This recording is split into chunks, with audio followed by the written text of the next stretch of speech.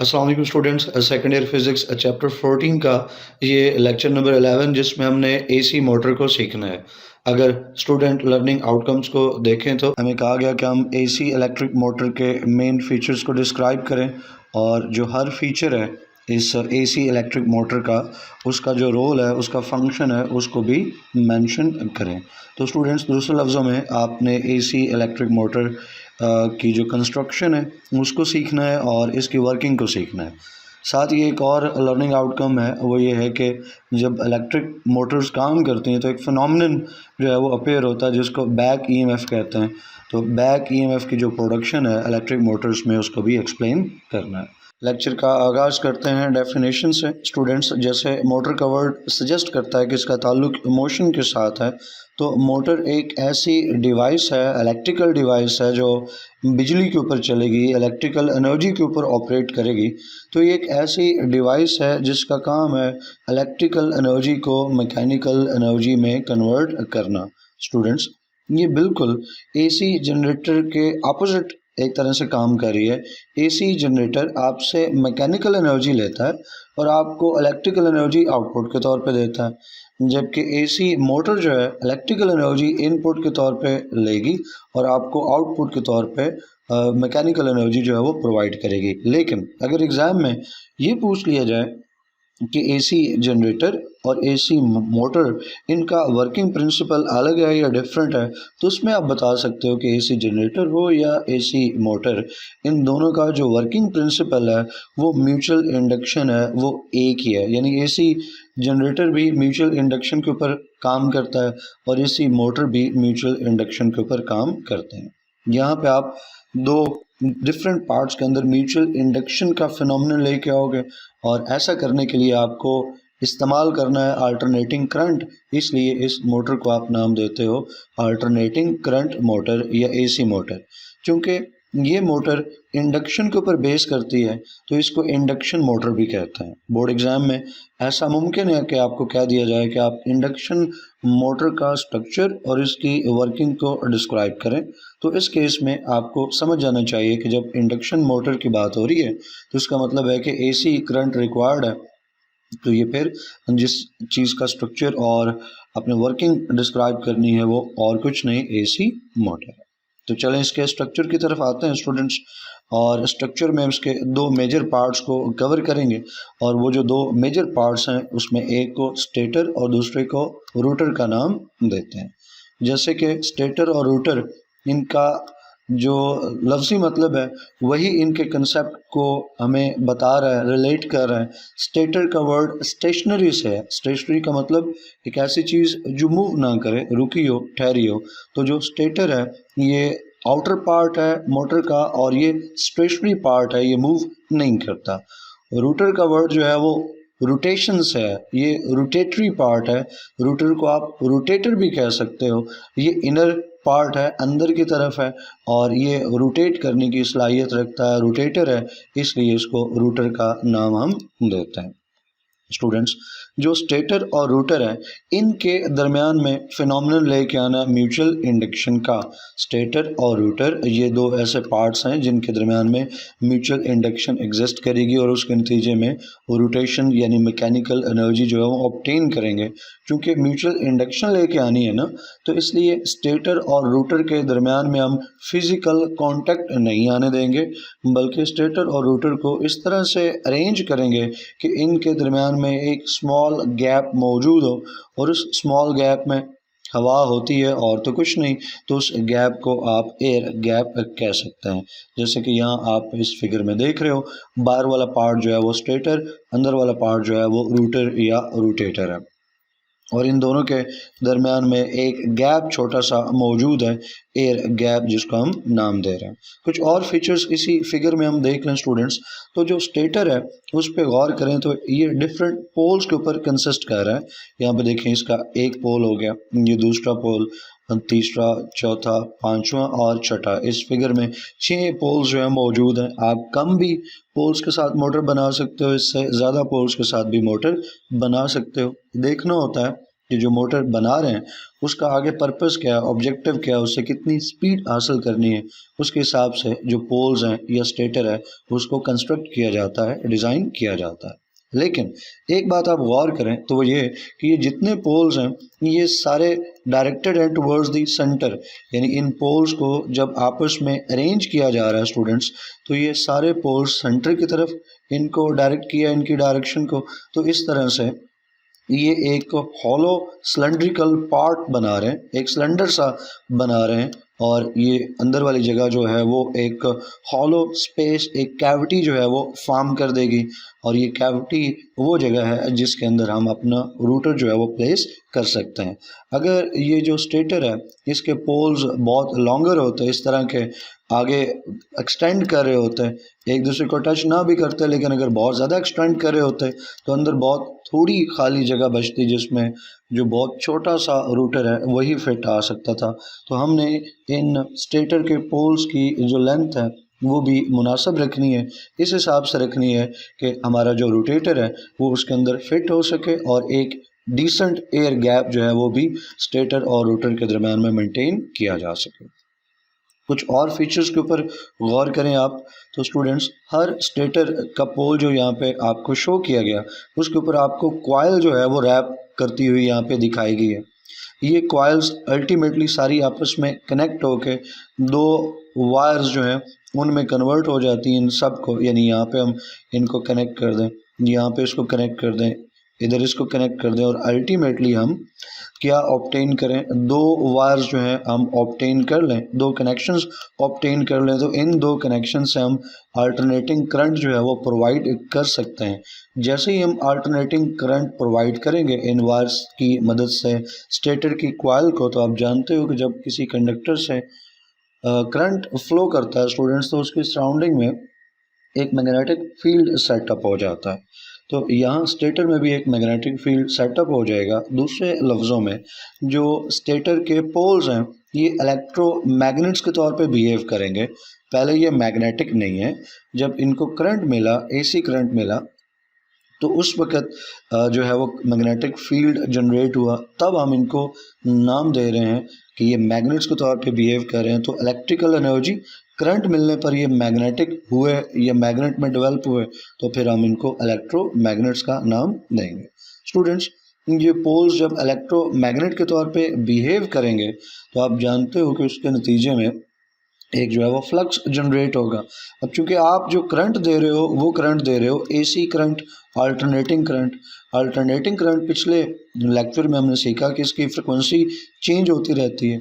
ऊपर वाला पार्ट अगर थोड़ी देर के लिए पॉजिटिव है और नीचे वाला पार्ट नेगेटिव है, तो इसके फ़ौरन बाद ऊपर वाला पार्ट नेगेटिव हो जाएगा और नीचे वाला जो टर्मिनल है वो पॉजिटिव हो जाएगा, और फिर ये रिवर्स होगा, ऊपर वाला टर्मिनल पॉजिटिव और नीचे वाला टर्मिनल नेगेटिव। इसका मतलब है कि जो पोलैरिटी है करंट की वो चेंज हो रही है, तभी तो इसको अल्टरनेटिंग करंट कह रहे हैं।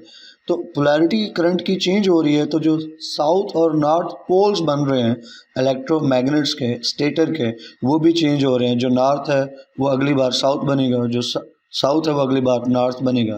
तो इसका मतलब है कि एक कांस्टेंट तरीके से आप मैग्नेटिक फ्लक्स जो है वो जनरेट कर रहे हो इस सारी हॉलो कैविटी के अंदर। और जो मैग्नेटिक फ्लक्स है ये रोटेट करता हुआ मैग्नेटिक फ्लक्स, क्योंकि आपने इसको एक सिलेंड्रिकल फॉर्म में अरेंज किया है इन तमाम पोल्स को जो स्टेटर के पोल्स हैं, तो जो एक रोटेटिंग फ्लक्स जनरेट होगा, पास होगा रोटेटर से। तो रोटेटर पे जब मैग्नेटिक फ्लक्स एक्ट करेगा तो उसके नतीजे में रोटेटर के अंदर, रूटर के अंदर भी म्यूचुअल इंडक्शन की वजह से इलेक्ट्रिक करंट जनरेट होगा। और हम जानते हैं कि जब कहीं पे भी इलेक्ट्रिक करंट जनरेट हो तो उसका अपना मैग्नेटिक फील्ड सेटअप हो जाता है। तो पॉइंट आपके लिए रिपीट कर रहा हूँ, आपने जो स्टेटर है उसको एसी करंट दिया और इलेक्ट्रिक फ्लक्स जनरेट कर लिया।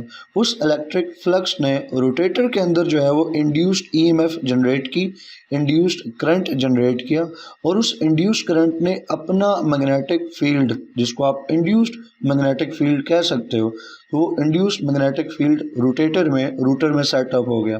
अब दो मैग्नेटिक फील्ड्स हैं, एक अप्लाइड मैग्नेटिक फील्ड है जो कि एसी करंट की वजह से स्टेटर में प्रोड्यूस हुआ, और एक इंड्यूस्ड मैग्नेटिक फील्ड है जो रूटर में प्रोड्यूस हुआ इंडक्शन की, म्यूचुअल इंडक्शन की वजह से। तो ये दोनों मैग्नेटिक फील्ड आपस में इंटरैक्ट करते हैं, और इन दोनों मैग्नेटिक फील्ड के इंटरैक्शन के नतीजे में रोटेशन की फोर्स जनरेट होती है, यानी टार्क जनरेट होता है, और ये जो रूटर है ये रोटेट करना शुरू कर देता है। जब रूटर रोटेट करना शुरू कर देगा मीन्स आपको मोशन मिल गई, आपको मैकेनिकल एनर्जी मिल गई। जितनी बातें मैंने फिगर को रेफर करते हुए आपको एक्सप्लेन की हैं वो सारी यहाँ नोट्स में मौजूद हैं, उसको क्विकली हम रेफर करेंगे, रिवीजन भी हो जाएगी कंसेप्ट और अच्छी तरह से हमें सीखने को मिल जाएगा। तो स्टेटर एक स्टेशनरी पार्ट है, आउटर पार्ट है मोटर का, और ये इंडिविजुअल इलेक्ट्रोमैग्नेट से बना है।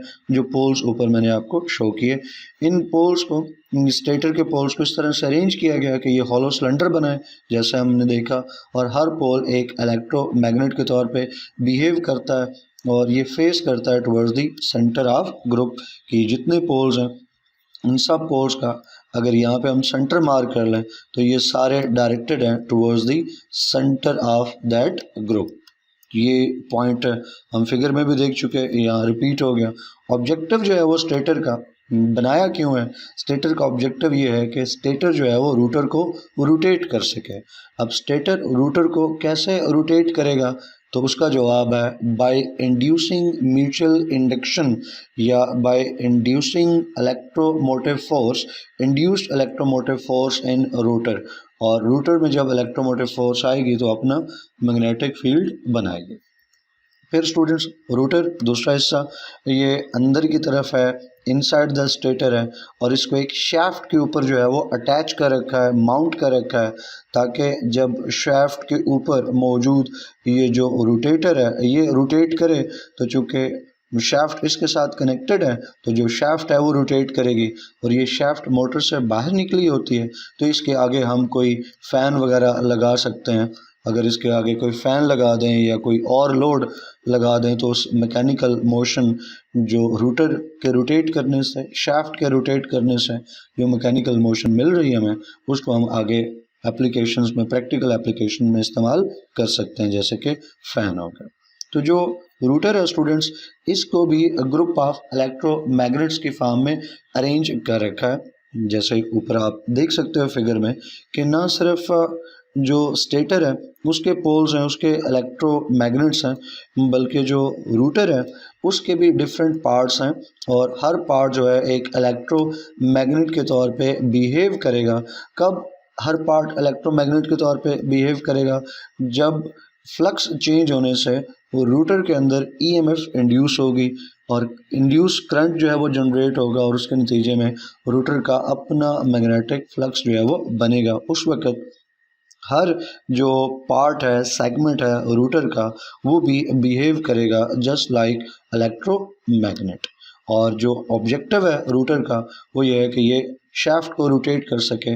तो स्टेटर जो है वो रोटेट करवाएगा रूटर को, और रूटर जो है वो कनेक्टेड है शाफ्ट के साथ, तो शाफ्ट रोटेट करेगी, और उस शाफ्ट को बाहर आप किसी भी और चीज़ के साथ जोड़ के जो मोशन है उसको प्रैक्टिकल एप्लीकेशन में इस्तेमाल कर सकते हैं। स्टूडेंट्स, जब हम स्टेटर और रोटर को as component of AC motor सीख रहे हैं तो साथ ही हमने इनकी वर्किंग का भी जिक्र कर लिया। तो अब जो वर्किंग की हेडिंग है ये एक तरह से हमारे लिए कंसेप्ट्स की रिवीजन हो जाएगी। ऑलमोस्ट सारी वही बातें हैं, जैसा कि यहाँ आप देख सकते हो हमने एप्लीकेशंस का जिक्र किया कि एसी मोटर को कहाँ इस्तेमाल करते हैं, फैंस वगैरह, ये बाकी जो पावर टूल्स हैं, इलेक्ट्रिक व्हीकल्स, हाइब्रिड कार्स, और जहाँ चाहो जैसी टेक्नोलॉजी आप बिल्ड कर रहे हो उसमें जहां आपको मोटर की ज़रूरत है इस्तेमाल कर सकते हो। और ये भी हम जान चुके कि ये बेस करती हैं, वर्क करती हैं on the principle of electromagnetic induction और द म्यूचुअल इंडक्शन। वर्किंग के पॉइंट्स जो आपको एग्ज़ाम में लिखने हैं उनकी अगर बात की जाए तो आप आगाज़ ले सकते हैं पावर सप्लाई करने से, कि अल्टरनेटिंग करंट जब आप सोर्स से स्टेटर को प्रोवाइड करोगे और तो स्टेटर जो है उसके अंदर रोटेशनल मैग्नेटिक फील्ड जनरेट होगा।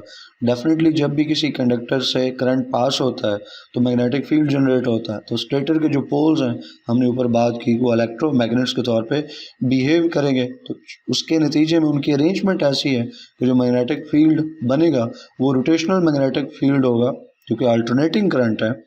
मैंने आपको बताया कि एक हिस्सा, एक पोल अगर एक टाइम पे नॉर्थ है तो अगले अगले ही लम्हे उसने साउथ पोल के तौर पे बिहेव करना है, और जो साउथ है उसने अगले ही लम्हे नॉर्थ पोल के तौर पे बिहेव करना है। तो करंट अल्टरनेट कर रहा है, तो जिसकी वजह से जो मैग्नेटिक फ्लक्स जनरेट हो रहा है वो भी अल्टरनेट कर रहा है। और अरेंजमेंट पोल्स की कुछ ऐसी है, जो मैग्नेटिक फ्लक्स है वो रोटेशनल मैग्नेटिक फ्लक्स के तौर पे अपेयर होता है। ये magnetic field rotational magnetic field के तौर पे अपेयर होता है। जो गैप है उन पोल्स के दरमियान में, या स्टेटर के अंदर जो गैप मौजूद है जहाँ रूटर को फिक्स कर रखा है, अटैच कर रखा है, ये फ्लक्स जो है स्टूडेंट्स रोटेट करेगा फिक्स स्पीड पे। इस स्पीड को आप सिंक्रोनस स्पीड का नाम दोगे। फिक्स स्पीड है ना, एक ही जैसी, ऐसा तो नहीं हो रहा कि जो है एक बार स्पीड कम हो रही है, अगली बार ज़्यादा हो रही है, फिर कम हो रही है, ज़्यादा हो रही है, नहीं। आपने जो करंट प्रोवाइड किया है ना, एसी करंट यानी अल्टरनेटिंग करंट, उसकी फ्रिक्वेंसी चूँकि फिक्स्ड है, लाइक जैसे हम पिछले लेक्चर में जिक्र कर रहे थे कि पाकिस्तान में आमतौर पर जो करंट इस्तेमाल होता है उसकी फ्रिक्वेंसी 50 हर्ट्ज़ है। तो जब अल्टरनेटिंग करंट की फ्रिक्वेंसी फिक्स्ड है तो वो एक फिक्स्ड स्पीड के साथ फ्लक्स जो है वो जनरेट करेगा, और एक फिक्स्ड स्पीड के साथ जो है वो रूटर जो है वो रोटेट करना शुरू कर देगा, और उसको आप सिंक्रोनस स्पीड का नाम दोगे। जैसे कि हम जानते हैं और ऊपर हम देख भी चुके हैं कि जब स्टेटर के अंदर इलेक्ट्रिक करंट आने की वजह से मैग्नेटिक फील्ड जनरेट हो गया, तो अब हम इसके ऊपर फैराडे लॉ अप्लाई करें तो यही जो चेंज है मैग्नेटिक फ्लक्स में, ये रूटर के अंदर भी आएगा। और रूटर के अंदर जब चेंज आएगा मैग्नेटिक फ्लक्स का, तो रूटर में एक ईएमएफ जो है वो इंड्यूस होगी। क्यों? म्यूचुअल इंडक्शन है। हमने देख रखा कि अगर एक कॉइल है उसमें करंट चेंज हो रहा है, फ्लक्स चेंज हो रहा है, मैग्नेटिक फील्ड चेंज हो रहा है, तो साथ ही पड़ी दूसरी कॉइल हो या दूसरा कोई पार्ट हो उसमें करंट इंड्यूस हो जाता है। म्यूचुअल इंडक्शन इसी को तो कहते हैं, और इसके लिए कोई फिजिकल कनेक्शन चाहिए भी नहीं। तो यहाँ पे भी स्टेटर और रूटर में कोई फिजिकल कनेक्शन तो है नहीं। तो जब स्टेटर में मैग्नेटिक फील्ड एस्टैब्लिश होगा और फ्लक्स चेंज होगा, तो डेफिनेटली रूटर में भी वो फ्लक्स चेंज होगा, जिसके नतीजे में रूटर में इंड्यूस ईएमएफ और इंड्यूस करंट जनरेट होगा। ये जो इंड्यूस्ड करंट है रूटर में, इसने अपना एक मैग्नेटिक फील्ड बनाना है। तो अब जैसे ऊपर मैंने आपको फिगर में बताया कि दो मैग्नेटिक फील्ड आ गए, एक अप्लाइड करंट की वजह से अप्लाइड मैग्नेटिक फील्ड स्टेटर का, और एक इंड्यूस करंट की वजह से रूटर के अंदर इंड्यूस्ड मैग्नेटिक फील्ड। दोनों एक दूसरे के साथ इंटरैक्ट करेंगे, और दो मैग्नेटिक फील्ड्स का ये जो इंटरएक्शन है, इसके नतीजे में रोटेशनल फोर्स यानी टार्क जनरेट होगा, जो एक्ट करेगा रूटर पे। और रूटर ही तो मूव, हमने उसको बनाई है ऐसा एक रूटर रोटेट कर सके, और जो स्टेटर है वो फिक्स्ड है, तो ये टार्क रूटर के ऊपर एक्ट करेगा और रूटर को रोटेट करवाएगा एक डायरेक्शन में, जो कि स्टेटर रोटेशनल मैग्नेटिक फील्ड की डायरेक्शन है। यानी स्टेटर का रोटेशनल मैग्नेटिक फील्ड जिस डायरेक्शन में डायरेक्टेड है, तो रूटर भी उसी डायरेक्शन में रोटेट करना शुरू कर देगा। रीज़न क्या है? रीज़न ये है कि रूटर जो है उसमें जो मैग्नेटिक फील्ड जनरेट हो रहा है वो खुद से नहीं हो रहा, बल्कि उसकी वजह स्टेटर ही है। स्टेटर का मैग्नेटिक फील्ड चेंज हो रहा है, तो रूटर में मैग्नेटिक फ्लक्स इंड्यूस हुआ और उसका अपना मैग्नेटिक फील्ड जनरेट हुआ। तो जिस डायरेक्शन में मैग्नेटिक फील्ड है स्टेटर का, उसी डायरेक्शन में जो रूटर है वो रोटेट करना शुरू कर देगा। यही वजह है कि फिर हम कह सकते हैं कि जो स्पीड है मोटर की, वो डिपेंड करेगी कि किस वाइब्रेशंस के साथ, किस ऑसिलेशंस के साथ, किस स्पीड के साथ जो मैग्नेटिक फील्ड है स्टेटर का वो चेंज हो रहा है। जिस स्पीड से मैग्नेटिक फील्ड स्टेटर का चेंज होगा, उसी हिसाब से स्टूडेंट्स जो स्पीड है मोटर की वो अचीव होगी।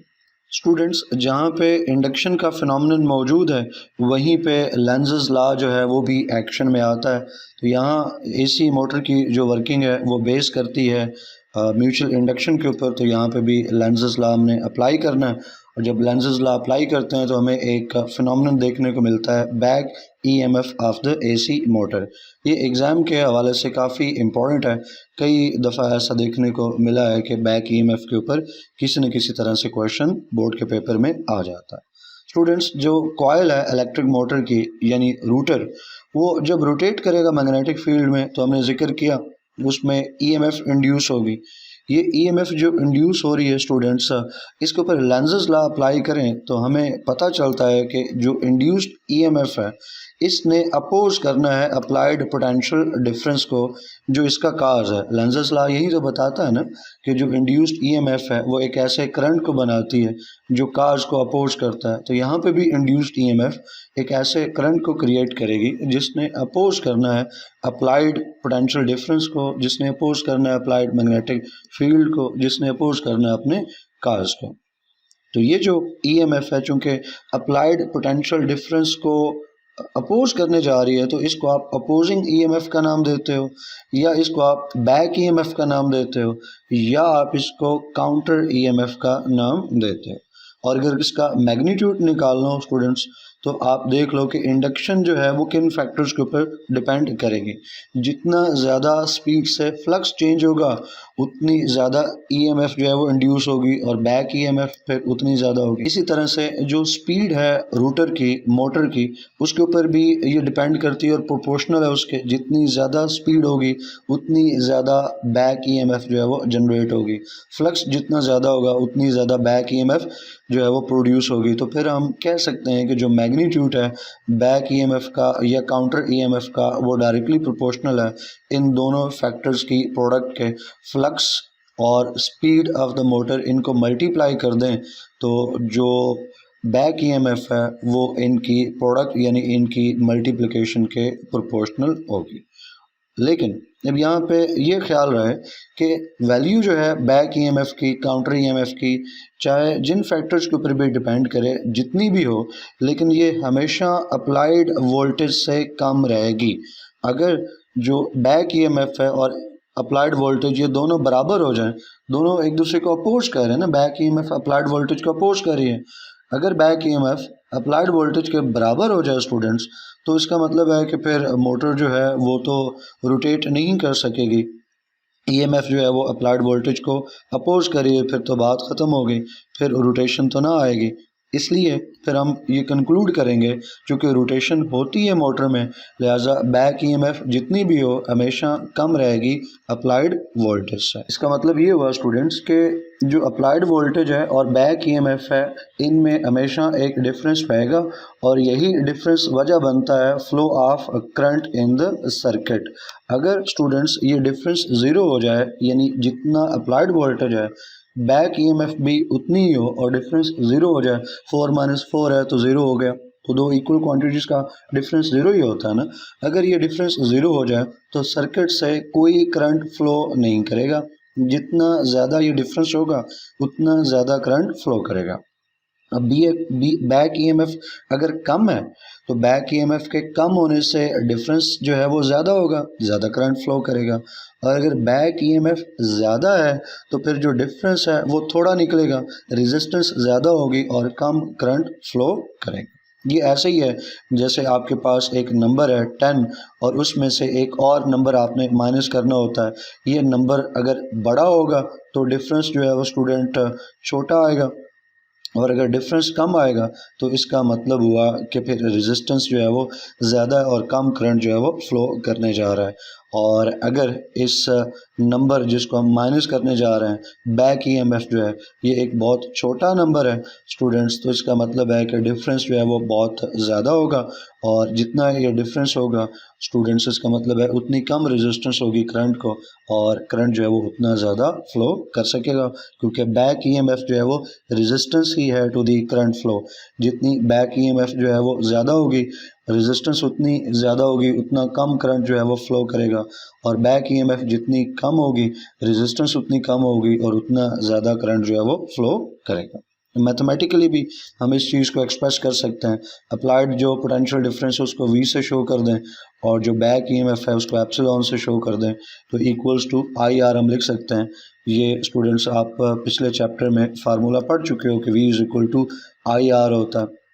यहाँ पे हम चूँकि डिफरेंस ले रहे हैं जो कि करंट के फ्लो की वजह बन रहा है, तो उस डिफरेंस को लेने के लिए V minus back EMF epsilon लिखेंगे हम।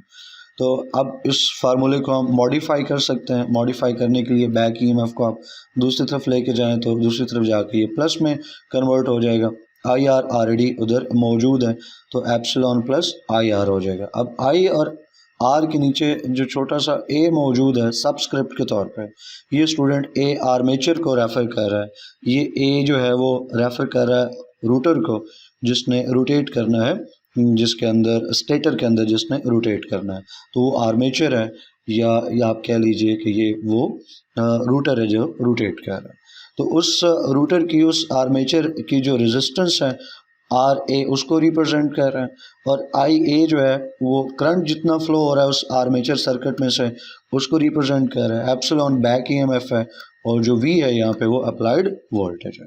मुझे उम्मीद है कि जो बैक ईएमएफ है ये भी आपको समझ आ गया होगा और ओवरऑल जो इलेक्ट्रिक करंट मोटर है, एसी मोटर है, इसका कंसेप्ट भी क्लियर हुआ होगा। अगर आपके जहन में कोई क्वेश्चन हो, कोई क्वेरी हो तो डेफिनेटली आप पूछ सकते हैं कमेंट सेक्शन में। वीडियो को लाइक करना है, फैलोज के साथ शेयर करना है। इंशाल्लाह नेक्स्ट वीडियो में नेक्स्ट टॉपिक पढ़ेंगे। टिल देन अल्लाह हाफिज़।